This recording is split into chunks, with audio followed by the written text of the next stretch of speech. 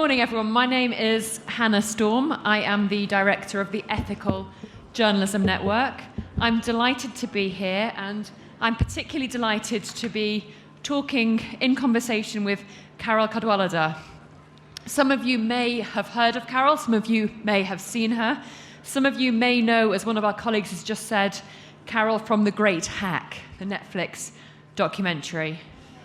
So just to introduce Carole to you and to explain what the purpose of this is going to be a conversation. We'd like you to take part. We're going to chat for about 20 minutes or so, and then please feel free to ask questions. So Carole is an award-winning journalist based in the UK, working for The Observer and The Guardian newspapers. She worked for a year with whistleblower Christopher Wylie to publish her investigation into Cambridge Analytica, which she shared with the New York Times. The investigation resulted in Facebook's Mark Zuckerberg being called before Congress and Facebook losing more than $100 billion off its share price. I have to credit TED for that biography, the TED Talks. Carole gave a TED Talk in April which went viral. It was to the gods of Silicon Valley, talking to them about their responsibilities and how they had broken democracy.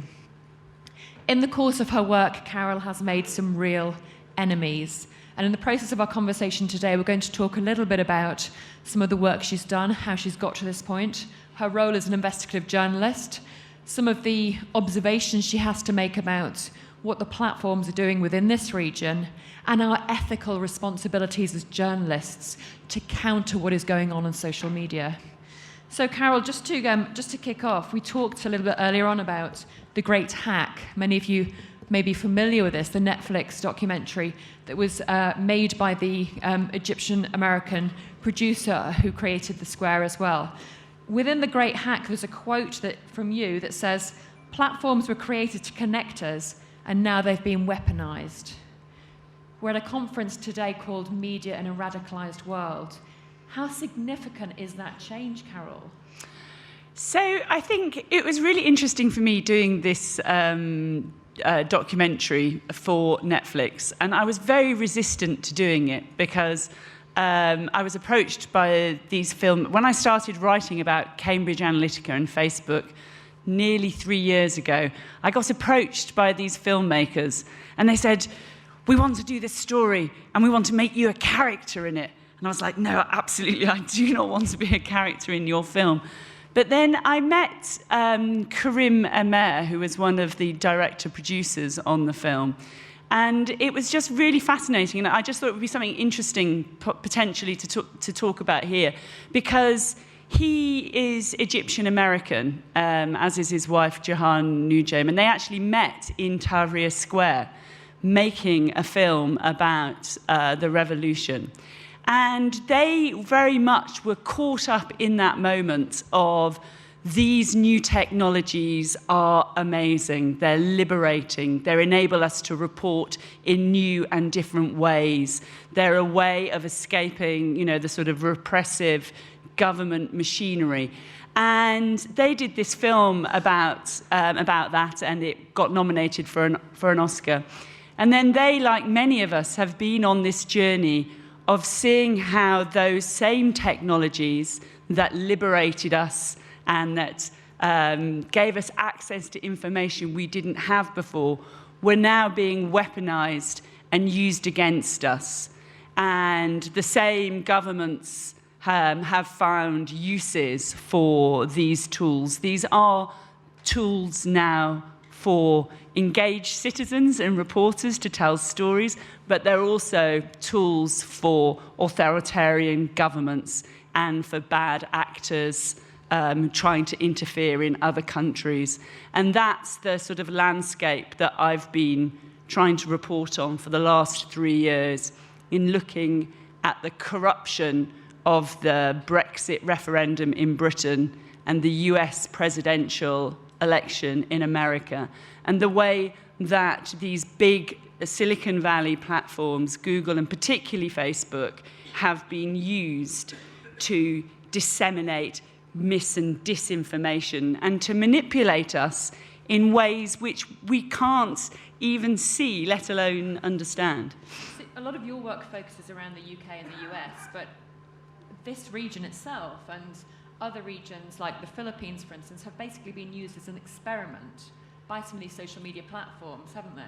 Yeah, I think that's absolutely right. What became so fascinating about the case of this British company, Cambridge Analytica. So I started looking into it because of its work in the Brexit referendum and in working for Trump in the USA.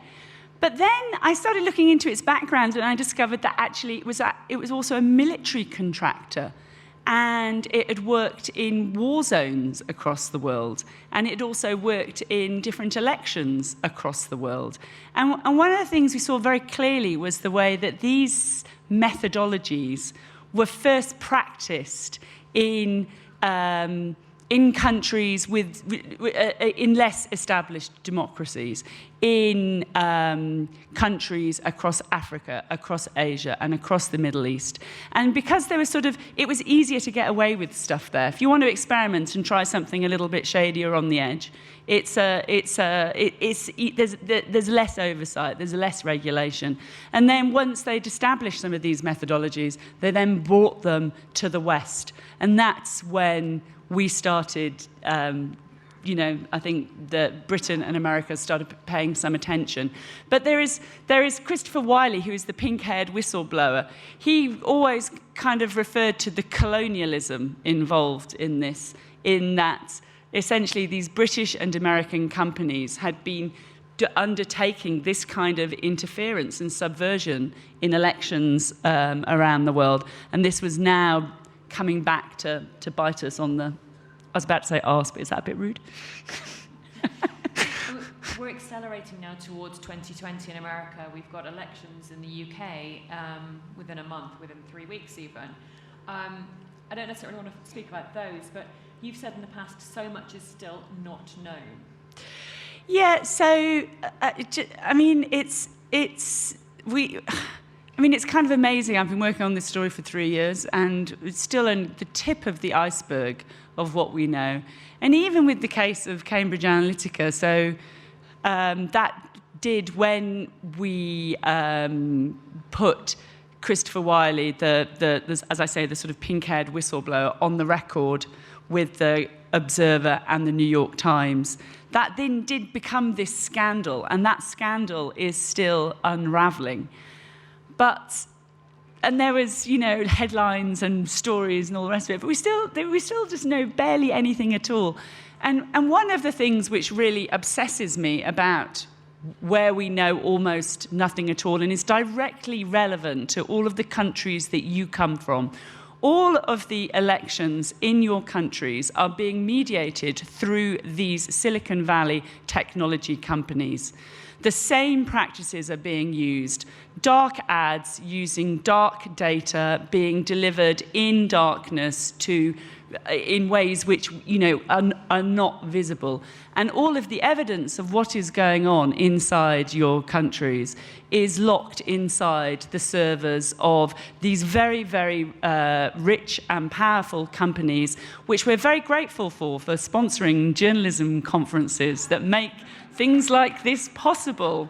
And there's no doubt that those tools are useful for journalists, but we also have to understand that these are the most powerful entities in the world right now. These companies are all powerful, and holding them to account and understanding the ways that they are being used to manipulate people in your own countries is really, really a vital part of the conversation. And so I'm really grateful that we're having that here today as well. You've said before that you felt like the weakest link, that you felt a little bit like, I guess, and I don't think this is a phrase you've used, but to me it seems a little bit like a lone rider, that you're out there, you're by yourself, you're somebody who's been targeted, you've made some big enemies.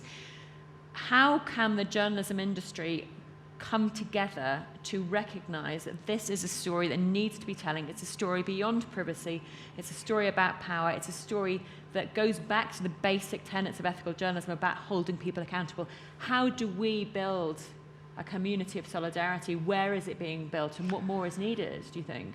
I think that's so interesting, this idea of a community of solidarity. And one place I find it is internationally. So I know that there are reporters and journalists and academic and activists and citizens and NGOs in countries all across the world who are doing really vital work in this area. And so I feel that us reaching out to each other is really important. And I think the other thing which, again, I think people in this part of the world must experience is that propaganda works. It's why governments do it. It's why media outlets do it. And if you are a reporter in this space, you will be subject to propaganda yourself. And that is difficult. But it's something that, as colleagues, solidarity, as you say, is key. And also just fighting back against it. So I get, yes, I experience quite a lot of propaganda directed at me. And I find it actually quite hard not to internalise it and think perhaps they have a point. But, and so I'm not sure what the learning is there, apart from fight back. We all need to sort of fight back. I mean, you say that you know, when I was doing some research into kind of talking about this interview with you, very many people said to me, oh, she's the controversial one. She's the crazy Catwoman of Brexit. You've said that you have been gaslit by numerous networks, that you're the kind of person who people don't want to have at conferences. Why do you think that is? Because I think that if you are trying to talk about uncomfortable truths, then they will make people uncomfortable. And I think that there's an awful lot of denial around a lot of these subjects, because what we're uncovering is really in Britain is really deeply uncomfortable to us. We've been our parliament is supposed to be the mother of parliaments. Rule of law was something that we've always held dear. And so to talk about an election that was, in many respects, illegal and illegitimate, that there was evidence of foreign interference by Russia as part of, I think that it really does cause this kind of deep disquiet. And it's much easier to believe that these things are conspiracy theories. I mean, that's an easier way out. And but that is why just we as journalists just have to keep going and have to keep surfacing the evidence and have to keep writing and reporting on these issues. Do you think that a large degree of what has happened to you has happened because of your gender? It became really noticeable, this thing which I'd be interested in the experiences of other people, which is that I did find that there was this whole category of issues you face reporting while female. And that continues and is ongoing. And for me particularly, being a middle-aged female reporter, having the temerity to write about technology when there were an awful lot of young men who knew a lot more than me about it, that has continued to make me controversial, I suppose. I've just flagged to anybody who's interested, there are several events on.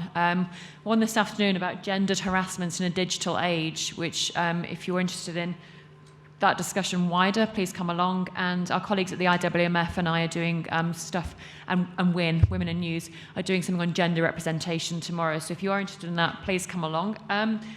We heard yesterday at the opening ceremony from one of our colleagues, and please forgive my terrible pronunciation, Riyad Kubalisi. He talked about how his children there'd been images of his kids posted on social media, that he'd been doxxed. We then heard from our colleague at Facebook, Faraz Akkad, saying that, and let me just check the quote. Of course we have, and this is translated back into English, so of course we have to accept responsibility, Facebook said. That, to me, having followed Facebook and having done a lot of work in my previous role on journalism safety struck me as quite a high bar. I mean, it was quite a significant comment from Facebook. What do you make of it?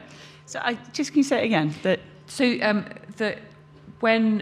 it was supposed to be the images on Facebook of the journalist's children and compromising his journalist safety. We heard that it was supposedly in violation of Facebook's codes, and that our colleague from Facebook said, of course, we have to take responsibility. So they are going to take it down? Well, let's hope. I mean, maybe maybe when we go to questions, we can hear from, if Facebook's here in the room, and maybe we can hear from Riyadh as well. I mean, I experienced something very similar, which is that some of the Brexiteers, who I had been reporting on in Britain, the people who are very pro-Brexit, they posted a video of me. It was a clip from the film Airplane, which is a funny movie, and they'd photoshopped my face into it, and then just showed me kind of being beaten around the head, and then threatened with a gun. And it was put up on, and what I discovered, it was really interesting for me, because Twitter and Facebook, it looks like public space. It looks like this is somewhere where we are all gathered and we partake in equally. And this violent imagery of me, if it had been on the wall outside my house, I could have called the police. I could have got it taken down, and there would have been criminal charges brought against these people potentially. But because it was hosted in a private company, who didn't respond to messages, who didn't respond to requests to take it down, there was nothing that I could do. And for me, it was this really, really valuable lesson, because these are not public spaces. They are private companies, and the lack of accountability of these private companies is, I think, one of the most dangerous aspects of our world at this moment. I want to pick up on that public space idea, because after the awful massacre in Christchurch earlier on this year, there was reams and reams and reams of video footage that just stayed up for a long time. And we're in this framework of talking about media in a radicalized world. You've said before you believe that radicalized people. You've said before that Facebook made the argument that freedom of expression, freedom of speech, not wanting to censor people. In this region, that to me is a very interesting concept. What do you make of that kind of broadening out across the region? I think that there is no doubt that there is content on these platforms in this region that is inciting violence. And that is unacceptable.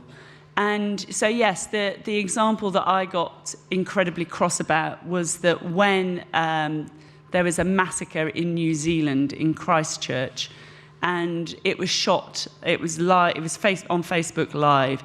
But then what happened, it wasn't just on Facebook Live, but copies of that video were being uploaded to Twitter and to Facebook and to Google. And even though the platforms were trying to take them down, they were failing. There was hundreds of thousands of copies out there. There were hundreds of thousands of people watching it. There were hundreds of thousands of people who were being potentially radicalized. And the platforms said that they couldn't do anything about it. Now, this is a lie. The platforms can simply stop uploading that content. There was something they could have done, and they were actually breaking laws, certainly in Britain, by not responding. But the fact that one of the things is that I just feel that we shouldn't let these things be normalized. If you see things, if there is content which is being spread and disseminated that is potentially causing harm, that is inciting violence, then it is our job as journalists to hold these platforms to account and to try and prevent that damage. There are laws in many countries against things like that, right? Is it also a duty of governments to enforce better the laws that exist already? It is, but we all know that governments are really problematic, and they're part of the problem. They want these tools too. I mean, that's absolutely the case in Britain. I can guarantee it's the case in some of these countries here.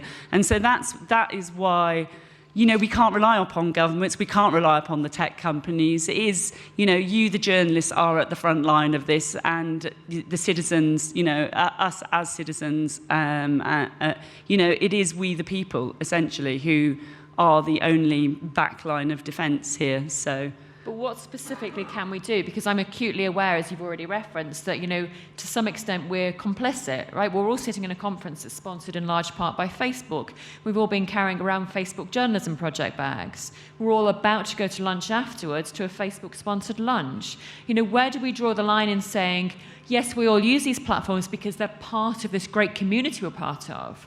It's a really important community to be a part of. But where do we draw the line and say, actually, you know what? Enough is now enough. I think, like you say, there are lines. So the fact is that journalism desperately needs money from wherever it can get it, because these same platforms destroyed our business model. I mean, the reason why newspapers' revenues collapsed is because all of the advertising went to Google and Facebook. And so the fact that Google and Facebook are now giving some money back to conferences, really vital conferences like this, is important, and I thank them for doing so. But it absolutely cannot get in the way of critical reporting and critical conversations like this. And so I really thank the organisers for hosting this and for inviting me, even though I am, as you say, it seems a little bit controversial. I think so. It's going back to that point of, these organisations and conferences bring brilliant people together to have conversations we can't have outside of these venues. So that is wonderful. But it's having your eyes open is basically what you're saying. Yeah, and it's also, one of the things that I do is it's like use your master's tools against them. So, I hated social media and wanted nothing to do with it, but I had to learn how to take myself onto Twitter and learn how to use it. And that has been a really key tool that has helped me to amplify this story and also find collaborators and, fellow travellers from all across the world. So it's not that these, there aren't great things about these technologies, but it's making sure that critical distance, I guess, is there. I know you've been asked this question before, but I think it's quite a fascinating one. If you could suddenly, you found yourself one day waking up and you were suddenly in charge of Facebook, if you were suddenly kind of Mark Zuckerberg, but a Carole version, what would you do to Facebook? So, okay, I am Mark Zuckerberg. Let's run through this. So, I would blow up my own company. I would destroy the entire business model that I have made my billions so far. I would really, I might go off to the desert for 40 days, actually, because I cannot believe that, I just cannot believe that Mark Zuckerberg and his chief lieutenants at Facebook are able to look at the weight of evidence of the way that this platform has been used. We know that thousands of people lost their lives in Myanmar because of the way that Facebook was used to inflame tensions and hatred. And I mean, you would just want to take an axe to this company. And I think the culture of denial in Silicon Valley is incredibly powerful. This is a self-reinforcing goldfish bowl, whereby a small cohort of people who have made enormous amounts of money through being incredibly smart, from being incredibly pioneering, from building these amazing companies, but now they are just resistant to seeing and understanding that actually they have wrought this enormous damage, and they continue to wreak this enormous damage on the world. And now, unfortunately, for your And now, unfortunately for your bank balance, but fortunately for your peace of mind, you wake up and you're not Mark Zuckerberg. So, you're Carole again. What are you working on now? What kind of projects are keeping you not necessarily awake at night, but what are you working on? And kind of, we talked before about, I don't know whether you want to talk about your project, or maybe some of the journalism work you're doing. I mean, at the moment, to be honest with you, I'm really, really torn because on the one hand, there are so many stories out there which urgently need reporting. And in Britain particularly, we face this very hard deadline of our country's constitution being changed forever on the back of an illegal vote that I've spent an awful lot of time, uncovering. So that I have that, I want to do so much more, and there are so few journalists working on these subjects in Britain. But at the same time, I also feel quite compelled. When I get invited to things like this, I try and say no, but as Rana will know, it's like, no, I'm sorry, I can't come, I can't. And then I also feel that we need to carry this story further.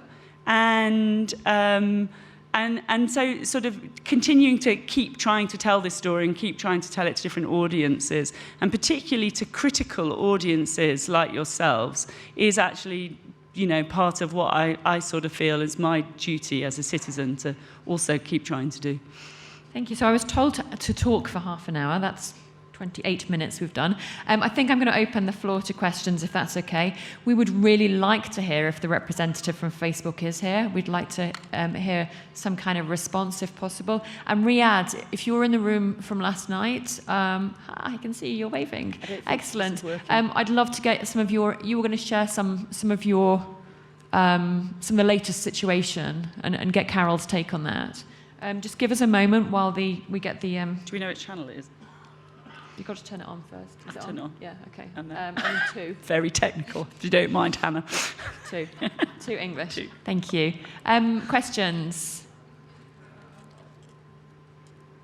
Anybody questions? So we've got Julie, who's waving her hand there. Julie with the red glasses. Do you want to identify yourself first? That'd be great, if you feel able to. Hello, now you can hear me. I'm Julie Pizzetti, I'm from the International Centre for Journalists. Carole, I just wanted to ask you, please, to respond to some of the points that Hannah made earlier about the way you have been described, and to point out that these sorts of disparaging comments are not just coming from the disinformation armies, they're coming, sadly, from within the field of journalism, particularly in the UK, where I've observed firsthand the kind of abuse you've suffered. Can you just describe a bit of that experience for us, but also tell us, what the implications are of a situation where an investigative journalist blowing the lid on what is arguably one of the biggest stories of the decade, being held out to dry as beyond a controversial figure and gaslit? Yes, it's very painful to me, I have to say. And part of that is because it's incredibly sexist. It really is. And that in Britain there are certain things which are beyond the pale and get called out, and which I'm very appreciative for, racism, for example. But you can get away with making these terrible, terrible sexist remarks in Britain, and it doesn't get called out. And I just don't know. I don't really understand the thing from other journalists. And I don't really have an answer to it. It's really disappointing. And the only thing I know is just that we just need more journalism on these stories. And if those journalists aren't, think that my work is not worthwhile, well then we really need other ones to step up and fill the vacuum. Thank you. If I could just add there, Julie and I have been working on online harassment, and I know IWMF have for donkey's years now, how incredibly hard it is for people to talk about harassment sometimes, and how easily we normalise it as something which is acceptable when actually it's something that is completely and utterly unacceptable. So I just could acknowledge that, you said before, it was almost like it wasn't an issue you were dealing with it, but it wasn't as bad as what some other people are dealing with. But okay, maybe not, but it doesn't mean it doesn't exist. I mean that's one of the things I feel about, for example, I just sort of feel, I know that there are individuals, particularly journalists, working in countries where facing so much more resistance, so incredibly, reporting in incredibly difficult situations with incredible threats. So I really don't want to make too much of it. But I suppose that nonetheless, in my day-to-day experience, it just makes the job of being a reporter more difficult. It makes it harder to keep going. So I suppose in that sense, it still works. And, I take my hat off to you. You're doing an absolutely incredible job in what is effectively, as we see from the name of the session, the front line. It's a war zone. Thank you. Let's take another question. Riyadh, are you able to give us do you want to talk or? Yeah? Okay. Do you want to wait for the microphone? Thank you. But I'll speak in Arabic if you don't mind. That's fine.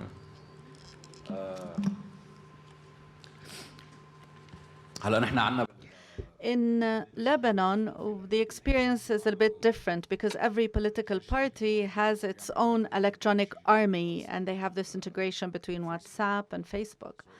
So if, for example, I remember recently, my problem started recently because there was a statement made by Khamenei where he was asking the Lebanese authorities or advising them to act in a certain way with the demonstrators. And I posted the news item and I said, in what capacity do you give this advice to the Lebanese authorities? Which is my job as a journalist, to ask questions. And I asked them, in what capacity? So they did a screenshot of this news, and they have they post on Facebook. They have an electronic army. They have WhatsApp groups. They disseminated it, and at the same time, they started this campaign against me.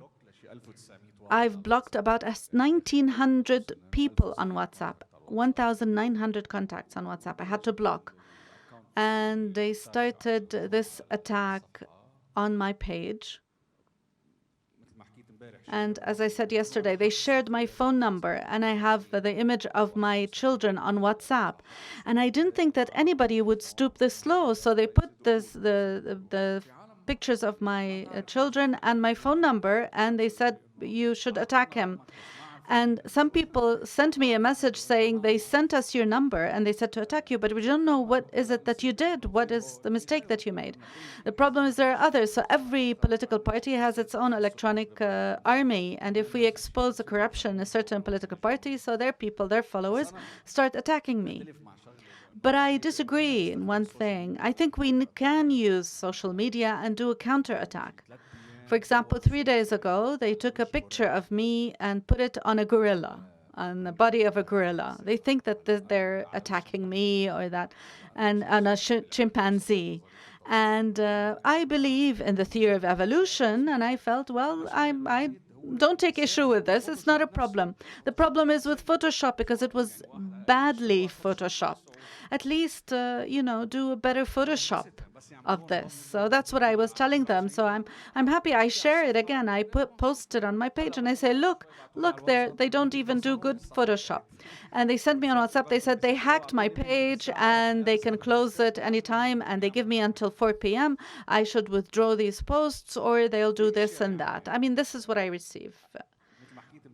And as I said yesterday, and we have to see how we can coordinate this with Facebook. Facebook should do this coordination with journalists, especially those who are under attack. I need like a blue sign, because they can easily fabricate this sometimes. That once there was something in Iraq, and I posted, I said like the beauty king of Shia, and suddenly they fabricated different accounts with my image, and they reported me, and that these are false accounts. And I sent to Facebook and saying, no, this is my account. These are fake accounts, and please give me back my account. I need like a blue sign to clarify, to clearly say this is me and not a fabricated account, which they can do.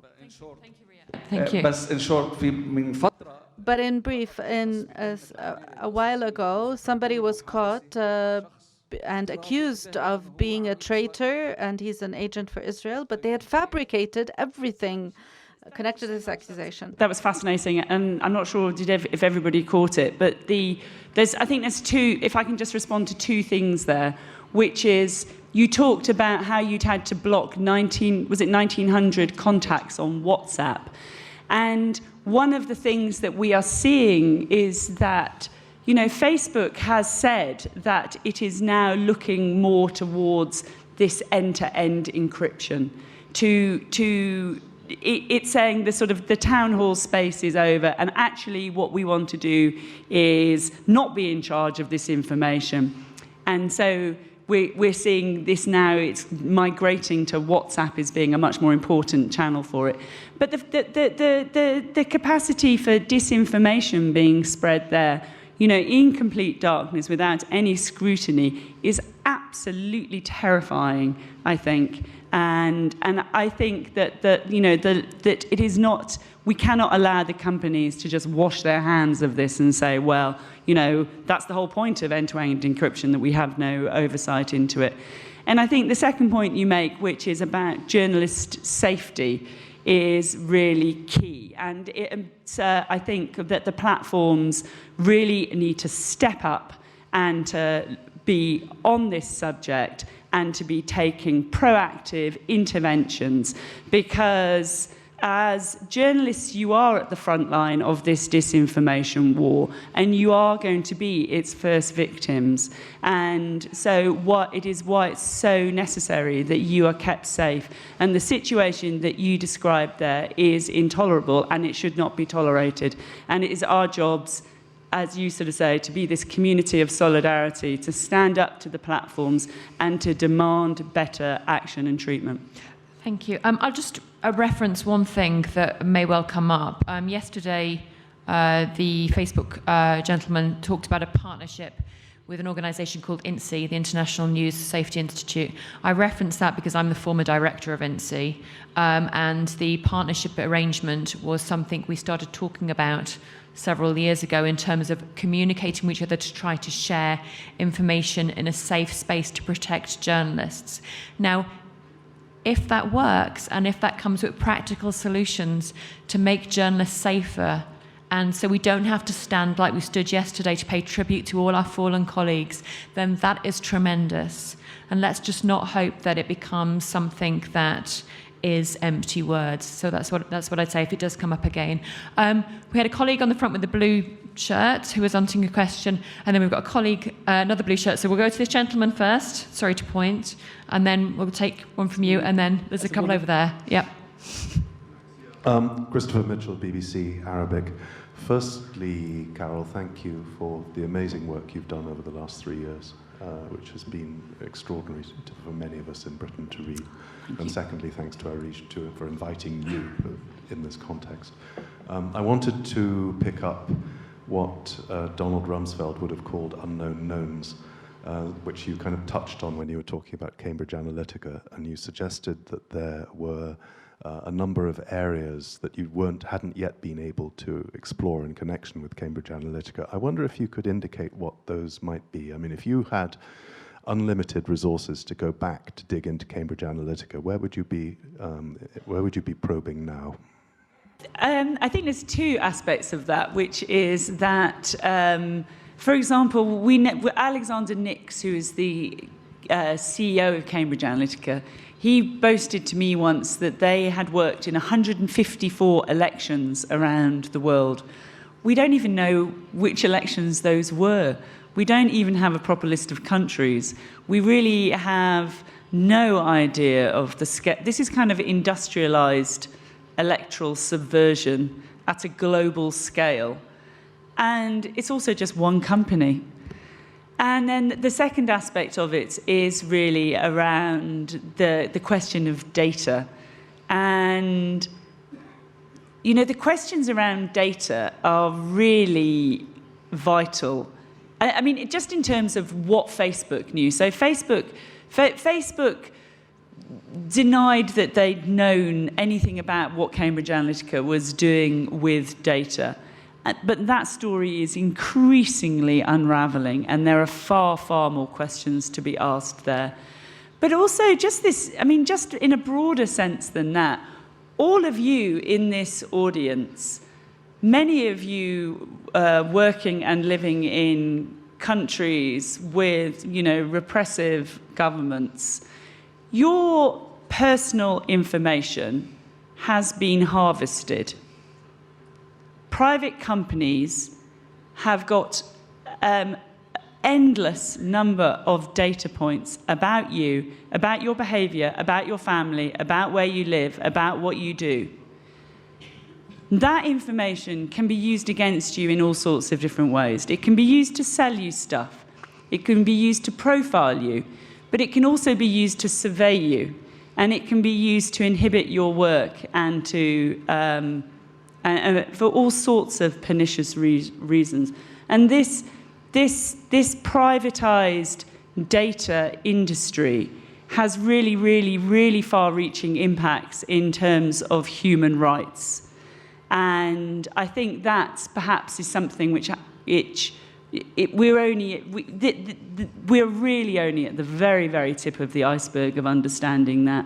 And it does quite alarm me just thinking about the ways that, sort of human life and liberty is being endangered by the ways that this data it can and is being used. Thank you.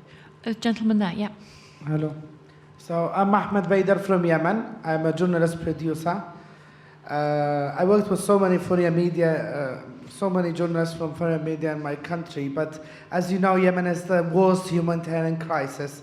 And if we talk about, if we say investigative journalism, there are so many things to investigate in both of parties, and also to investigate in the people, like UK, the role of UK and the Gulf countries in Yemen. So do you have, I was just curious, do you have any plans to do such an investigation report about it? Because you had a great success in with Facebook, but with Yemen will be something. I don't personally, because the one thing that I have found works actually, and maybe this is something, which is that I was a feature writer when I started out on this story, and my usual practice was that I did a deep dive into a subject, I wrote about it, and then I moved on to the next subject. And the difference was that I couldn't move on, because what I was uncovering, what I uncovered just alarmed and appalled me so much that I thought, well, I've got to write about it again. And then the next week I wrote about it again. And actually the first bit of the story I started on was Google search and the way it was surfacing these absolutely awful suggestions. So, for example, if you put women into Google, it gave you, and you put "are women," it gave you the suggestion, "Are women evil?"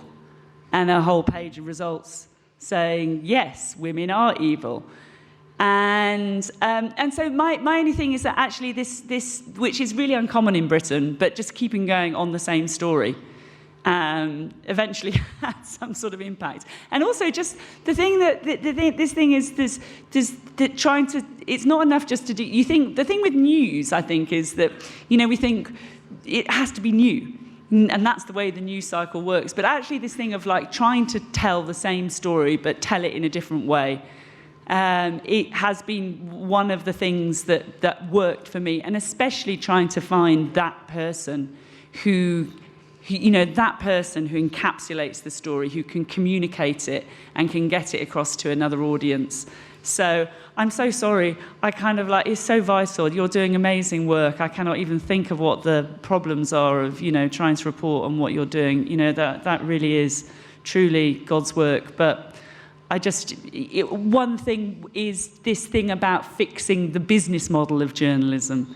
You know, you fix the business model of journalism, you have more journalists, the world knows more. And again, I looked at the platforms of being a key part of that. And they're a huge part of the problem. They need to be part of the solution. Thanks, Carole. I don't feel like I can do my journalism job without trying to see if the chap from Facebook is here to say something. Are you here, Faraz? Am I being blind? Is the guy from Facebook here who was talking last night? Anybody from Facebook? Or Google. Or Google. Well, that's interesting, isn't it? Kind of speaks volumes. Or am I being boycotted? In that case, sorry, are you with Facebook, the man at the back? No. Just bear with me then. There's a chap at the front who's been waving for ages, and then there's a couple of people over there, and then a man at the back. So would you mind having a microphone to the man at the front, please? Thank you. We'd love more input from women, if any women feel able to ask questions. Thank you. I will speak in Arabic. Okay. So.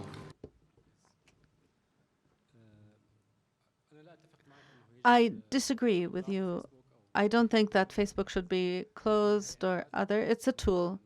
It's a tool that, and other tools, other platforms can appear. But don't you think that the problem is that until now they did not concede that data is a commodity and there should be laws and legislations that protect this commodity? I think there's all sorts of different ways of looking at data. And I think the idea of data as a commodity is one way. But I think more, there's a lawyer in Britain who's my lawyer, he also worked for the Cambridge Analytica stuff, he's also in The Great Hack. And he very much is of the view that data is a human right. It's not a commodity, it's a right. And actually this is a struggle for human rights, the struggle for data rights. And I find that a more sort of empowering and useful way of framing the argument, actually, because it is in many ways the next frontier. It is being used to survey, manipulate, and potentially oppress us. And so I think the idea of reclaiming our rights as citizens against these private companies, having transparency into how it's being used, is, for me, a kind of more helpful way forward. But thank you for the question. I take your point. Yep, I'm being told I've got 5 minutes. There's a chap over there with his hand up. Yep. Can somebody grab a microphone to him, please?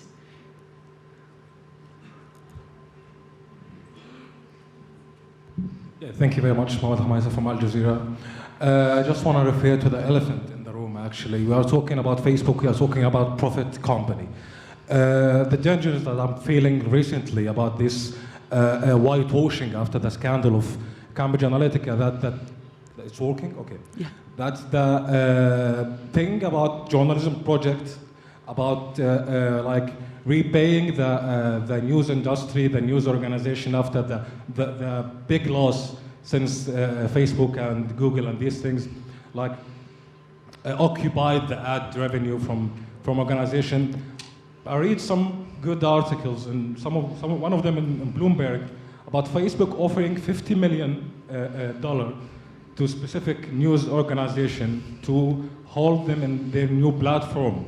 And this is the biggest dangers here, that these news organization, a big one actually, I will not mention any name, but a big news organization, especially in the US, are intended to be held in this new platform for Facebook for payable things. They will pay them $50 million. And this is the dangers of the objective journalism, I think, and everything that we will lost our journalism platform once by once if this thing continues to happen. So what's your comment in this disaster we are like? Well, I kind of think you sort of said it all, actually, really, there, which is that there's always, there's always dangers in accepting money. But, we are so cash-starved as an industry. I think that there is definitely an argument to take it. But absolutely, it cannot be an impediment to reporting on these platforms. And I look at, for example, the Washington Post, is an amazing news organization doing fantastic work. But I do wonder how that's going to play out in the future now that it's owned by Jeff Bezos, the head of Amazon, one of the most powerful companies in the world. And so, there is also the possibility that these billionaires will buy news organizations as their playthings. And it just, again, goes to this thing of why independent media is so vital. And the only thing I can say is that certainly in Britain, it has, I think, because we are facing up to these issues of corruption and illegitimacy in ways which we only saw in countries abroad before. But it has also exercised a lot of people as citizens, and they are thirsty for independent journalism.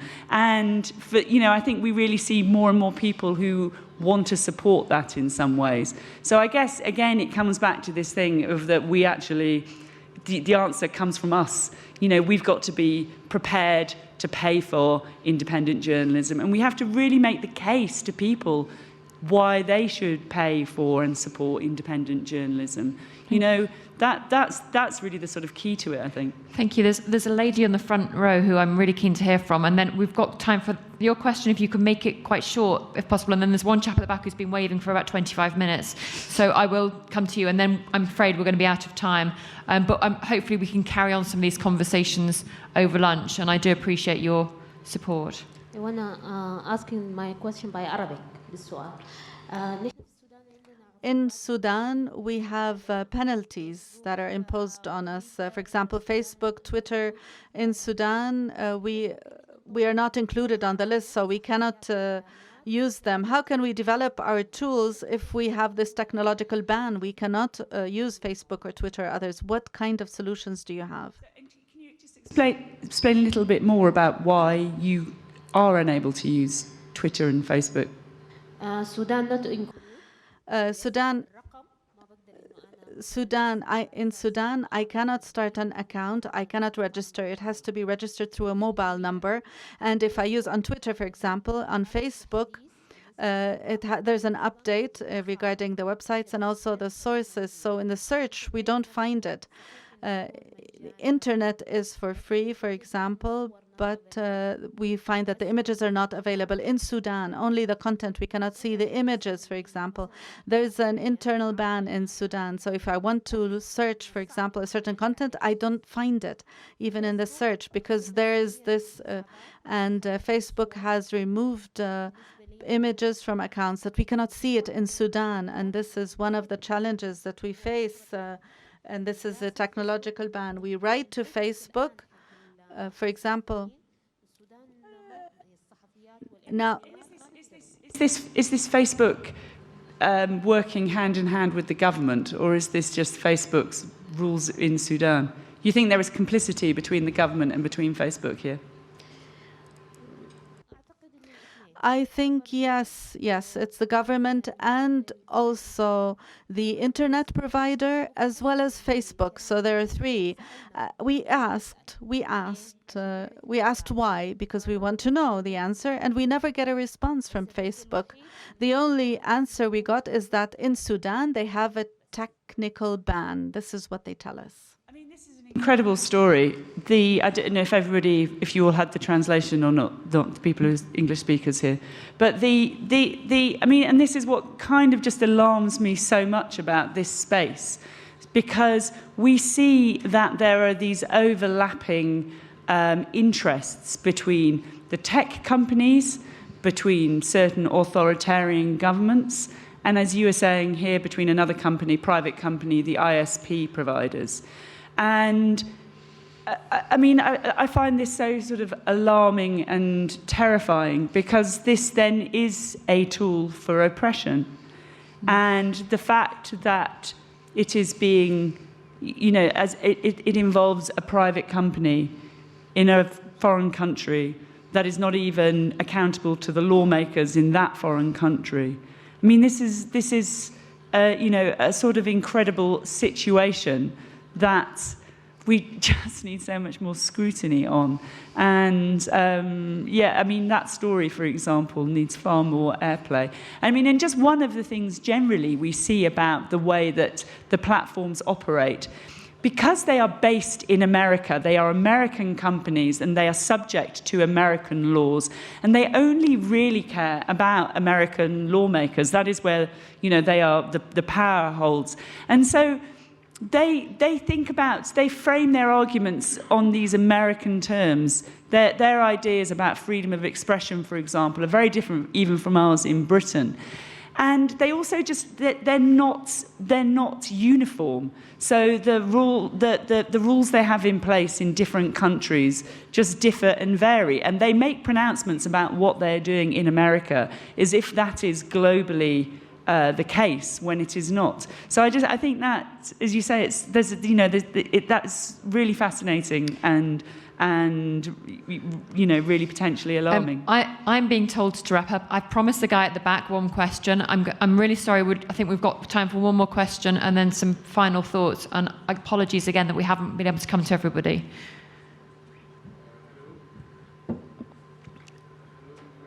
I work for 60 Minutes. I'm an investigative journalist. And thank you for the great work, Carole. It's really amazing what you did. Well, about Facebook, I think now we're going to go upstairs and Facebook will feed us so they can tell us about their opinion. But I want to say a remark and I'd like to hear your review about it. We as journalists working in the Arab world and third world countries and repressive regimes, our worst case scenario is us being accused of being spies. Because if you don't like what you do, then they say, okay, you're working for this agency or that government or this government to discredit you. This is like the norm. And I find it actually, thanks to Facebook and Google and all those guys, like, we actually have to tell everybody what you're doing. And, please take all of information and spy on us and know exactly what we do and who we're talking to, because that's our biggest protection. Because if, the shit hits the fan, you say, well, I'm a journalist. I'm not actually a spy. And look at my Facebook page, this is what I do. So what do you think about that point? I mean, I think that's really interesting, but I think the thing is that we don't have to accept the bad with the good. There is no doubt that there are really tremendous benefits, and as you said, maybe greater transparency is one of those. But it doesn't mean that we have to accept everything else. It doesn't mean that we have to accept their terms of doing business with the world in this unaccountable way. So I suppose, as I say, me too, for me, that there are definitely benefits there. And, we know in our own individual lives the way that this technology, has been enabling and positive in so many ways. But that makes it all the more important that we hang on to those things and stand up against all the other ways that this is being used to sort of curb and limit our freedom. Thank you, and I think that was a bit of a rallying cry, but there is a saying back in England that an army cannot march on an empty stomach. So, as you know, you have your lunch sponsored by our friends, and obviously there are enabling aspects to the good work that Facebook does. So, thank you so much, Carole. Thank you all for participating in this conversation.